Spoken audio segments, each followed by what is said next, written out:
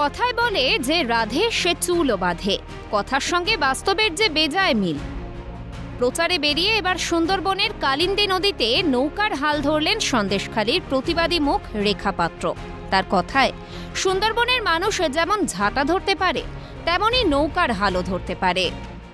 আমাদের সুন্দরবনের মানুষ এমনটা পারে না, এমন কোনো কাজ পারে না তা না। আমাদের এই সুন্দরবনের মানুষ যেমন হাঁড়ি ধরতে পারে, যেমন ঝাঁটা ধরতে পারে, তেমন নৌকার হ্যান্ডেলও ধরতে পারে। দীর্ঘ 1 দশকের বেশি সময় ধরে চলা শাহজাহান বাহিনীর অত্যাচারের প্রতিবাদে সামনের সারিতে থেকে লড়াই করে অত্যন্ত পরিচিত মুখ হয়ে উঠেছেন রেখা পাত্র।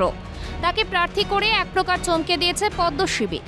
নাম ঘোষণার পর থেকেই তার লক্ষ্য সন্দেশখালী তথা সুন্দরবনবাসীর জন্য কিছু করার। সুন্দরবনের যাতায়াতের মাধ্যম যন্ত্রচালিত নৌকা এবং লঞ্চ হল শেষ ভরসা।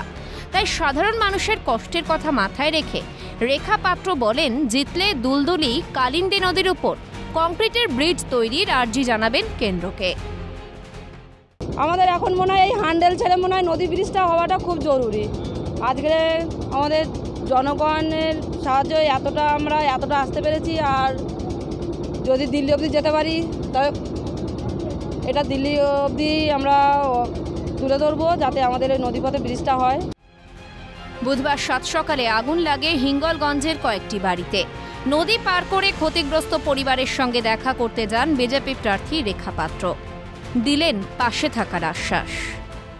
এনাদের পাশে আছি, আর যতটুকু করণীয় করা হবে, আর যেটা বলতে চান সাহায্য করার কথা সেটা আমরা দেখুন আমাদের যেখানে জানানো মানে উপরমহলের মধ্যে আমরা জানাবো, সেখান থেকে এনাদের অবশ্যই সাহায্য করা হবে। রেখা পাত্রের উপর ভরসা রেখেছেন খোদ দেশের প্রধানমন্ত্রী।